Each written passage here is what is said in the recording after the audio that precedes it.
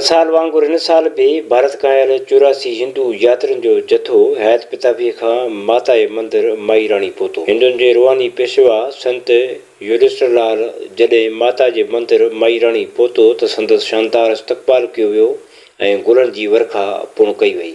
हिंदुनि जे रूहानी पेशवा पारां माता जे मंदिर जोग माता में पूजा पाठ कयो ऐं मुल्क ऐं सिंध जी सलामती लाइ ख़ासि दुआऊं पुण घुरियूं। इन मौक़े ते यात्रियुनि टाइम न्यूज़ सां ॻाल्हाईंदे चयो त सिंध जी भूमि जी इहा तासीर आहे, इहो गुण आहे कि हिते ॾाढो प्रेम प्यार आहे, कोई फेर फ़र्क़ो कान्हे।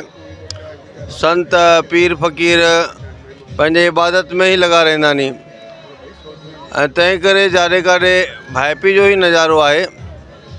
हिन जेको ॾाढो ई क़दीम आहे, हिन जो हिस्ट्री ॾाढी पुराणी आहे। योग माता अदलपुर जी कुबी राणी त जिथे अहिड़ा पवित्र स्थान हूंदा नी उते ख़ुशहाली थींदी ऐं असां उहा ई दुआ घुरण आया आहियूं।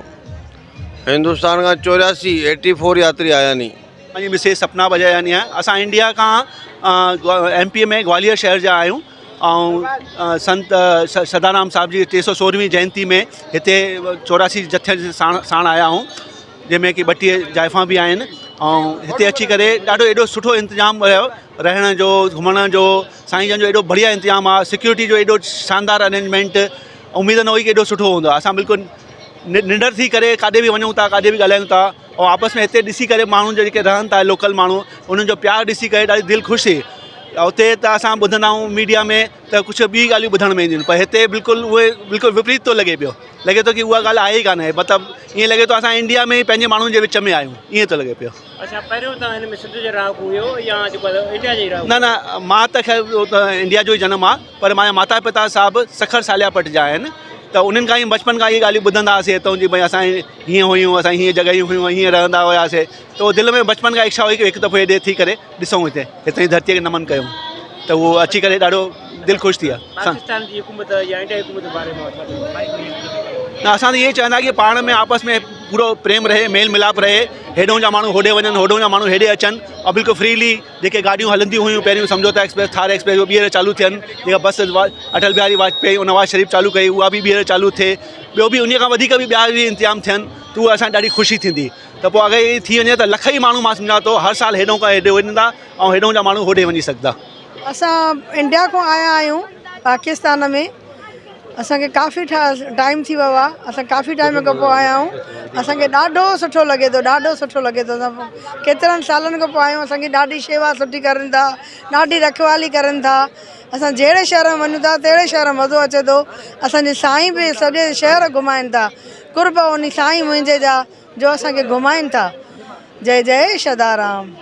असां इंडिया खां आया आहियूं, असांखे सिंध में ॾाढो सुठो मज़ो आयो आहे, सुठी महिमान नवाज़ी मिली आहे ऐं सुठो आदर भाव थियो आहे, ॾाढी ख़ुशी थी आहे। धन्यवाद। क़ाइदे सां अगरि सच खे स्वीकार कयूं, अॼु मुंहिंजी उमिरि 68 साल आहे। उन जे बावजूदि पहिरियों दफ़ो मां हिते पहुतो आहियां। बॉर्डर जीअं ई क्रॉस कयोसीं, उन खां पोइ जेका मोहबत मिली आहे, त मूंखे त इहो ई थो लॻे भई वाक़ई सिखणु खपे भई मोहबत कंहिंखे चइबी आहे, प्यार कंहिंखे चइबो आहे, मान कंहिंखे चइबो आहे।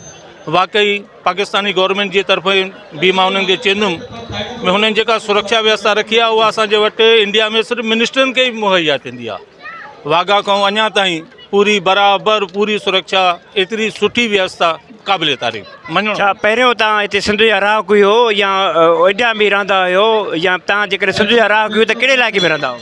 असांजा वॾा पिरियालो में ई हुया, हाणे उहो सखर में बि आहिनि। पार्टीशन जे समय ते असांजे ॾाॾे साहिब जन 3 भाइर हूंदा हुआ। असांजो ॾाॾो साहिबु अकेलो हुते पहुतो, बाक़ी उन्हनि जा वंशज अॼु बि हिते आहिनि जेके मूंसां मिली चुका आहिनि, गॾिया आहिनि। हितां जो जेके रूल्स आहिनि, भई जथे को सिवा ॿाहिरि न वञिणो आहे त हुननि चयो ठीकु आहे असां ईंदासीं, आया गॾिया। एतिरो प्यार, एतिरी मोहबत उन्हनि त ॾिनी, उन्हनि जो अधिकार बि आहे, हक़ बि आहे, मगर ॿियनि जेको इज़त ॾिनी आहे क़ाबिले तारीफ़ मञिणो पवंदो। मूंखे त लॻे थो शायदि असांजे ॾाढे ग़लती कई आहे जो उहो इंडिया विया, पर ठीकु आहे, जंहिंजो दाणो पाणी जाते आहे उते बि असां ख़ुशि आहियूं।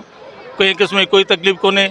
मालिक कंदो ॿिन्ही मुल्कनि में। मां त इहो चवंदुमि भई ऑन अराइवल वीज़ा ख़ासि कर सीनियर सिटीजन खे मिलणु खपे। अच्छा, इंडिया जी हुकूमत या पाकिस्तान हुकूमत लाइ तव्हांजो जेको आहे कहिड़ो पैगाम आहे? भाईचारो वधे, ॿिन्ही मुल्कनि लाइ सुठो आहे। ख़ासि करके मां त इहो वरी चवंदुमि भई जेके मूं जहिड़ा सीनियर सिटीजन्स आहिनि जे वीज़ा जे चकरनि जे करे हिते न पिया अची सघनि, अगरि ऑन अराइवल वीज़ा मिले त ॾाढो सुहिणो कमु थींदो। इन सां मां सम्झां थो वॾनि जो जेको वञी करे असां पंहिंजे ॿारनि खे ॿुधाईंदासीं भई असांखे हीअं सम्मान मिलियो, हीअं प्यारु मिलियो, हुते हीअ तरक़ी आहे, कहिड़ी ख़ूबी आहे, त ज़ाहिर आहे उन्हनि जो मन बि हेॾे अचण जी कंदो। उन्हनि खे वीज़ा जेका मिले मगर on arrival visa senior citizen खे मिलणु खपे। मां त इहा पाकिस्तान गवर्नमेंट सां गुज़ारिश कंदुमि ऐं इंडिया गवर्नमेंट सां बि गुज़ारिश कंदुमि भई इन ॻाल्हि ते ध्यानु ॾियनि। हाँ, मुंहिंजो नालो श्रीचंद कोटवाणी आहे। मां शादाणी साहब जे जथे में पहिरियों दफ़ो आयो आहियां ऐं मां मुंबई सिटी इंडिया में पंहिंजो वापारु कंदो आहियां। मुंहिंजी इन्वेस्टमेंट कंसल्टेंसी जो कमु आहे। त हिन दफ़े जेको असांजो अचणु थियो आहे इहो मुंहिंजो सम्झो 40 सालनि जो सुपिनो पूरो थियो आहे। असांजे पिता साहिब जेके असांखे ॻाल्हियूं ॿुधाए विया आहिनि सिंध जे बारे में, उहे असां खोजण आया आहियूं, उनखे ॻोल्हण आया आहियूं। असांजा पिता साहिब असांजा वॾा बुज़ुर्ग त कोन रहिया, पर मां जॾहिं पंहिंजा जेके सौट आहिनि, ब्रादर आहे, उन्हनि सां ॻाल्हि कई न त उन्हनि चयो, उन्हनि मूंखे सलाह ॾिनी त भई इहो कमु ॾाढो मुश्किल आहे, तव्हां जेको कयो था इहो ॾाढो मुश्किल आहे। पर साईं शादाणी दरबार जे थ्रू जेको इहो थियो आहे, असां उनखे ज़रियो बणाए करे असां सिंध जे भूमीअ ते पेर भरिया आहिनि ऐं एतिरी ख़ुशी आहे जो असांजा पेर ज़मीन ते कोन आहिनि। असां हितां जी भूमीअ खे, पंहिंजे बुज़ुर्गनि जी भूमीअ खे पंहिंजे माथे ते टीको लॻाइणु चाहींदासीं त असांखे संतोष ईंदो। मूंखे ईअं लॻंदो मां पंहिंजे बुज़ुर्गनि जी आत्मा खे ख़ुशि कयो आहे। इहो मौक़े जी तलाश में मां 40 साल सुपिनो पाण खे रोके रखियो हुयो। ॾिसो, हुकूमत में असां एज़ ए इंडियन सिटीज़न असांखे एतिरो नॉलेज कोन्हे त छा थिए थो, पर जेके अख़बारुनि में या सोशल मीडिया ते ख़बरूं अचनि थियूं न, त उहे के ख़ुशी ॾियण जूं ॻाल्हियूं कोन आहिनि या ख़ुशनुमा ॻाल्हियूं कोन आहिनि। जेके ॿियनि मुल्कनि में असां जॾहिं ॾिसूं था, अमेरिका ऐं कैनेडा जो पाण में रिलेशन आहे, मैक्सिको सां रिलेशन आहे, त मां चाहींदुमि जीअं यूरोप जो सॼो सभु कंट्रीज़ पाण में हिकु करियूं हलनि थियूं, हिक ई करंसीअ ते पाण में हलनि थियूं, त असां पाण जॾहिं इंडिया जो हिकिड़ो टुकर हुयासीं पार्टीशन खां पोइ, अॼु जी तारीख़ में जेकॾहिं अॼु कोशिशि कंदासीं न त थी सघे थो 50 सालनि खां पोइ असांजी ईंदड़ पीढ़ी इन जो सुख माणे सघंदी। जिते ॿिन्ही मुल्कनि जी सरहदुनि ते ताण आहे, पर अवामी सतह ते हिंदुनि खां आयल यात्रियुनि इहो चवणो हो त सिंध लतीफ़ ऐं सतल सरमस्त जी धरती आहे, जिते अमुन मोहबत प्यार जो दर्सो मिले थो, जेको कॾहिं बि विसरण जहिड़ो न आहे, न कॾहिं विसरंदो। प्यार मोहबत जो दर्सो खणी पंहिंजे मुल्क खणी वेंदासीं। इंडिया खां आयल यात्रियुनि जी ख़िदमत लाइ आदरपुर जी हिंदू पंचायत पारां मुखी अशोक कुमार, उस्ताद बलीराम, पवन कुमार, सेठ चंद्रलाल आयल महिमाननि जी ख़ासि महिमान नवाज़ी कई ऐं आयल महिमाननि खे सिंध जी सुखड़ी, सिंधी ऐं टोपी अजरक जा तोहफ़ा पिणु पेश कया विया। जॾहिं त ॻाल्हि कंदे सिक्योरिटी इंतज़ाम इंतिहाई सख़्तु कया विया। कैमरामैन गुलाबड़ी करोड़ सां गॾु माजिद अली कलवड़, टाइम न्यूज़, आदलपुर।